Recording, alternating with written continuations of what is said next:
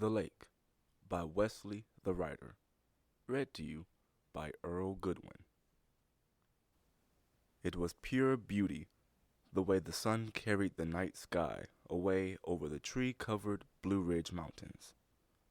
Lou Higgins, a 37-year-old IT specialist, paused his pursuit of his guide and girlfriend, 28-year-old fitness enthusiast Marissa Ferguson, to take in the vista he was only able to gawk at in social media posts. Of all his time spent hunched over and staring at a computer screen, he had come to understand that he had not seen most of the planet, and was in fact a virgin to the magnificence of nature. As he looked on at the spectacle, his mind wandered to a place that was not familiar, as if the sun was revealing primordial earth at the turn of the first day. Once he had his fill of the sight, he continued on the path, hopelessly falling behind the ambitious woman. "The trail guy says we're headed the right way," Marissa shouted back at the winded office worker. "Okay," Lou breathed, pacing slower as he climbed an incline. Minutes seemed like hours as he pushed himself through the fatigue-inducing mountainous terrain.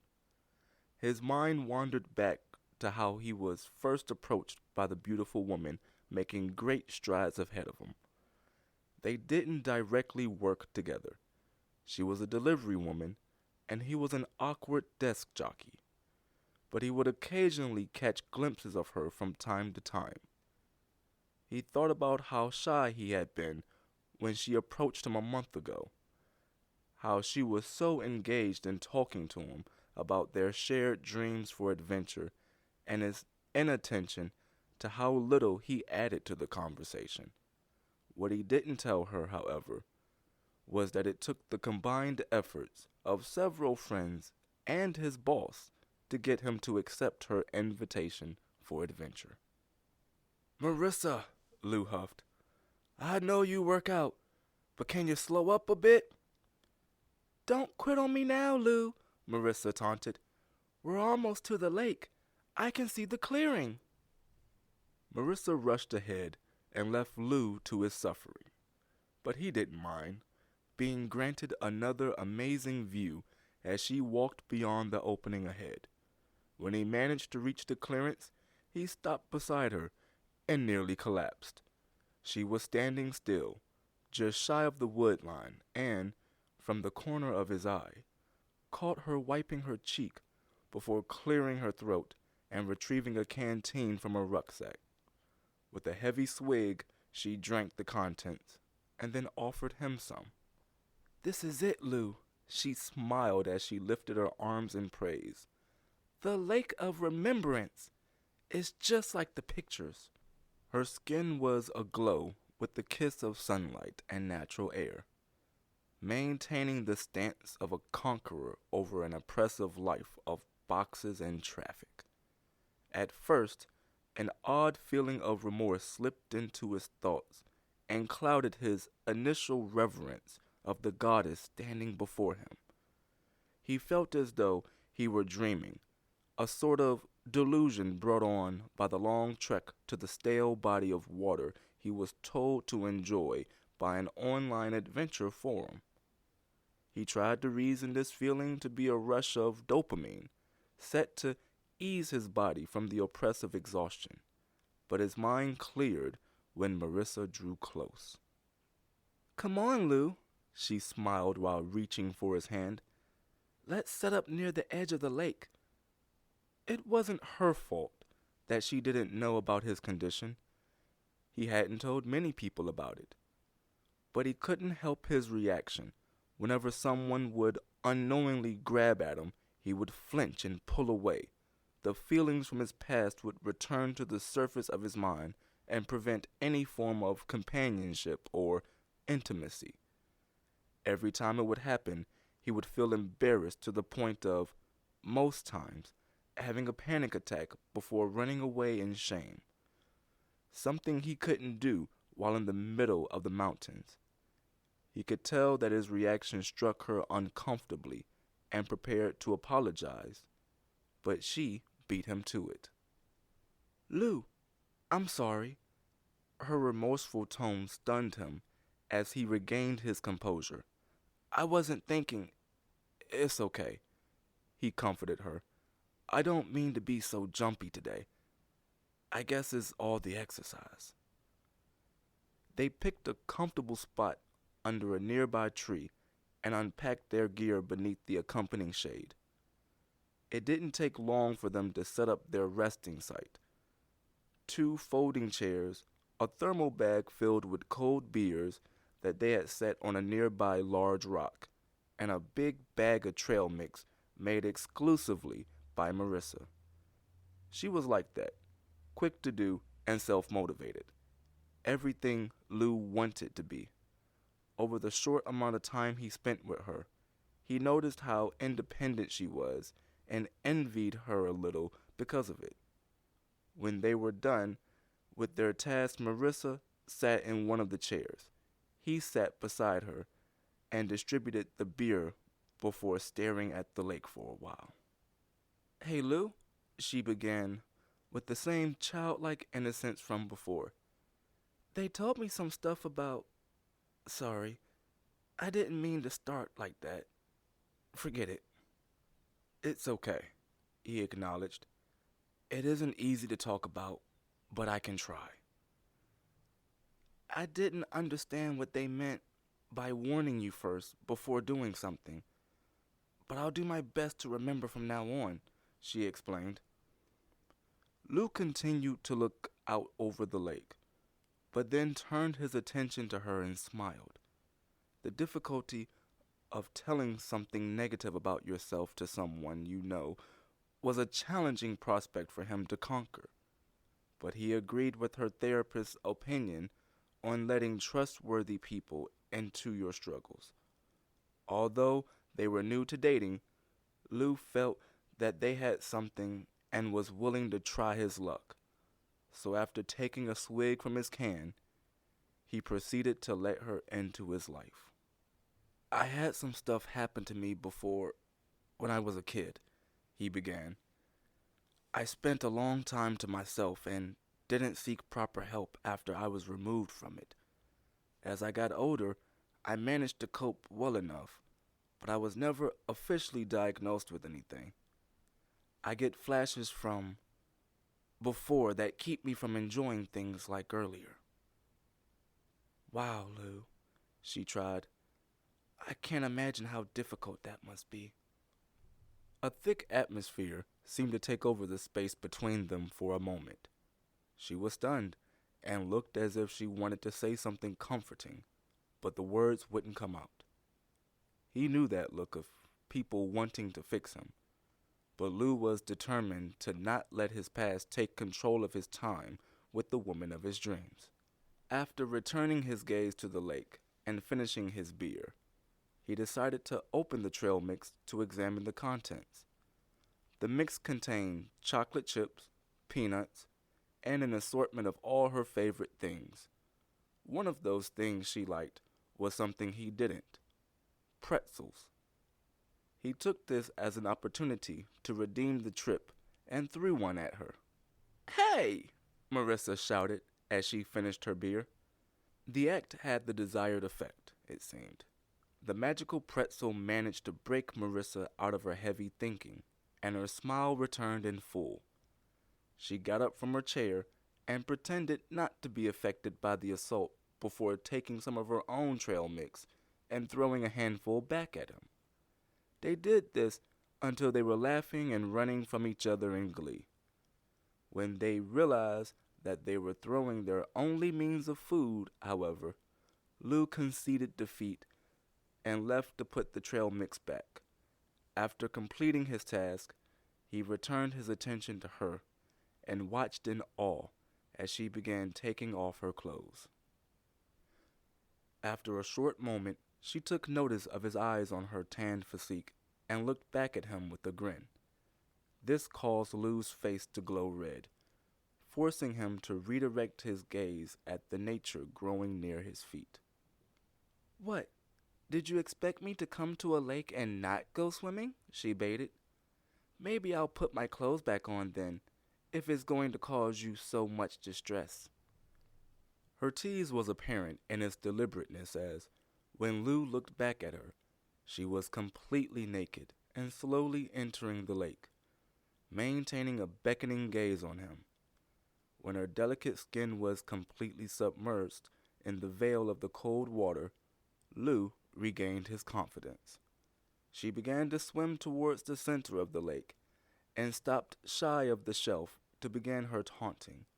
She bobbed up and down, pretended to be struggling in some false sense, and tried holding her breath for an impressively long time, all to spring him into action by using her body as bait to lure him in. This went on for some time, Marissa growing impatient and pretending to be a mermaid while singing near the shoreline, and Lou finding himself weakening to her charms. He soon gave up his feeble abstinence and stripped off his clothes too. He stopped removing articles of clothing when he got to his shorts and decided that was enough. He walked slowly to the water's edge and continued his march until he was neck deep in the lake. Marissa swam close to him, that beautiful smile of hers plastered across her childlike face, which caused him to smile in kind. She was happy, and it was making him happy. When she drew close enough to him, Marissa maintained all of 2 inches away from his body, occasionally allowing her chest to brush against his, not so accidentally, and causing him to inch slightly further from her in turn. As they continued to tread water near each other, Lou saw that her smile faded into a look of desire. He understood what it was she was after, but he didn't want to make a fool of himself or make her feel like less of a woman either. He looked into her big brown eyes and wanted to get lost in her being. He wanted to hold her body against his with confidence and give her everything she wanted of him. The more he looked at her, the more his heart ached. "Can we try again?" she asked softly. "I want to," he struggled. He closed his eyes as she took her time, making sure that he was standing comfortably on the shelf of the lake before slowly drawing in to touch her lips with his. They had tried their hand at intimacy only one other time, and although he was wanting to give himself to her, his mind would almost instantly snap back to when he was a hapless 13-year-old. He would shudder at remembering the door to his family's 1-bedroom apartment slam from the frustration of yet another visitor to the broken home. The sounds of a victim being shamed in front of him clashing with the terror of that victim striking him for being forced to watch. His breath quickened and his eyes darted open just as she was a millimeter from him. "Wait!" he panicked. "I'm sorry, Marissa. Lou." Her voice called him from the depths of his thoughts. "You're safe with me. I won't do anything to hurt you. Can you trust me?" It was so difficult to forget, but he wanted her. She was everything he had ever wanted in a partner, and she was doing her best to break the curse placed on his life. He closed his eyes again and focused on the nature around him. A moment later, and he flinched as her chest pressed against his, but he managed to stay calm, his mind wandering to the visage of her standing in front of the lake from earlier. When he felt her lips touch his, he thought about how she made his heart race as she delivered the packages every day, how he managed to catch full glimpses of her sculpted body as she completed her task. Before he knew it, she was pulling her face away from him in satisfaction. He had given her what she wanted, and he felt proud. "I love you, Lou," she blessed him with another smile. I love. Before he could respond to her, she quickly disappeared from view beneath the water. It happened so quickly that Lou didn't have a second to react, and his heart began to race again. Not from the strain of swimming or the touch of his lover, but of the fear of losing her. He spun around at his position in the lake, frantically trying to spot her, but she was gone. Panic set in as he began shouting and thrashing about before dipping beneath the water to search for her. The murky water was too dark for him to see far, and he gave up in anguish. With one last shout, a tear blended with the rest of the water on his face, and it fell into the lake. Suddenly, he was grabbed from underneath and lifted out of the water by the strength of a familiar frame, then dropped back into the lake with enough force to break the pride of most men. While looking up from the depths, he could see the proud stance of Marissa, flexing like she had won a championship. He felt a little relieved, but also a little angry at her aggressiveness. He didn't know how to rationalize what had just happened to him, and continued to ponder that as he exited the lake with her following behind him, slightly apologizing through her laughter. Lou, come on, she tried. It was just a little harmless fun. So much for asking before doing something, he retorted, not really thinking about the words he spoke. That's not fair, Lou. Her tone grew serious. I'm willing to work with you, but you don't have to be a jerk. He remained quiet for a while as she continued on about how she didn't get why he was so upset and weird about being touched. When she walked over and stood near the tree, he could hear her going on about questioning whether or not she was willing to take care of someone with a mental illness. It was the way that she was consistently going on about him that confused him. How unfiltered her statements were being poured out, in stark contrast of how she was talking to him all morning. Something was off. How he was hearing her, as if her sustained talking was a blend of words, thoughts, and feelings. It was a concert of rash improvisation that melded with envisioned color of emotion attacking his mind all at once. What do you mean by that, Marissa?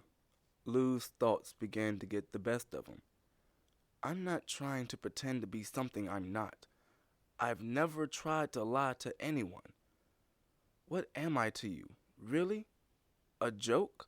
Some irrational fool lost to the machinations of his broken mind?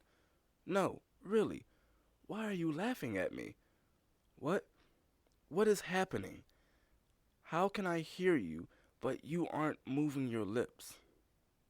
The look on her face was of a distinct form of horror, the type of realization he imagined one of whom who had come in contact with a force they could not comprehend would express. She was visibly afraid. The calm and inviting purity of her beauty began to erode with the passing seconds, as though she was trapped in some developing hell of their creation. He guessed, with growing certainty, that she was experiencing something similar to, if not entirely exactly, the same phenomena he was. Lou tried to draw closer to her, but she reeled back to protect herself. His confusion began to develop into an all too familiar fear that made him take another step in response. He needed her to smile at him again, for her to be the goddess he was set to worship the rest of his life. Marissa, what are you hearing? He hesitated. Why? She tried. Why do you feel like that about me? About women? I assumed that you were hurt in your past, but I didn't think that you thought like that. She could hear his thoughts. His mind was pouring itself out to her with little restraint, and he couldn't do anything about it. His thoughts were sharp with malicious intent that weaved and twisted around the concepts of love and admiration, like vines choking the life from a dying plant. All of this was underlain with a floor covered in the corpse of past ambitions, drowned by the constant raining down from the storm of failed reconciliations above. His past and present were an amalgamation of stress and resistance bound by threads of regret and fear, anxiety in a personified form. It was too much for her, and she vomited while trying to use the tree for physical and emotional support. "You think that I'd do that to you, Lou?" Her question made him think of his pain again. "I'm not her. I'm not your mother." She saw it again, the same image he did his best to avoid at night before bed. The woman who was supposed to care for him, thrusting herself against his young body like a dog in heat. The same thoughts that flooded his mind when he'd pass by women at work and hear them snicker and giggle about him. He did his best to keep it all to himself, but it was too much. The anger and shame festered for too long within him, and Marissa was given the keys to the only place he could effectively control. "Lou, something happened to us when we entered the lake," she tried to yell over the abundance of thoughts while fighting her way closer to him. "I know that you aren't like that, but we have to—" She reached for his shoulder, and as she did, the image of him that she had come to know and understand morphed into the horror that plagued him for his entire adult life. His mother. The sarcastic grin of a woman who knew she was getting exactly what she wanted paralyzed her and caused her heart to race. "Come here, baby," the voice called out in an omnipotent boom. "Get over here, now." "No!" she screamed and shoved the apparition from her, causing it to disappear. As the ghost of Lou's mother evaporated from the chasm of her mind, Marissa regained her sense of the world around her. The fog of emotion lifted with her defiance against her lover's past, as she reveled in quelling the terror that plagued them. However, her eyes fell onto another horror that presented itself. There, fallen by the tree that overlooked the lake, was Lou, blood from his head staining the large rock that rested nearby. "Lou!" she shouted as she regained function of her body. The quiet of the nature around them became deafening as she knelt over his trembling body.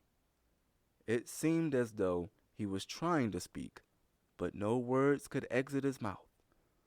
The blood continued to spill onto the grassy shore in a steady stream that began to trail toward the lake.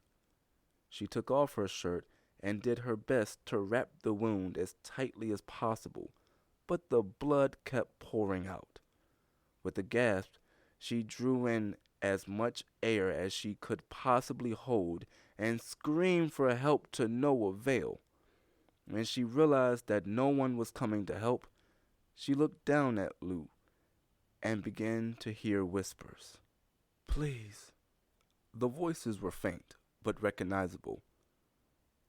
"Please, help me." Marissa took a minute to gather her composure and checked to see if anyone was around who might have witnessed the act.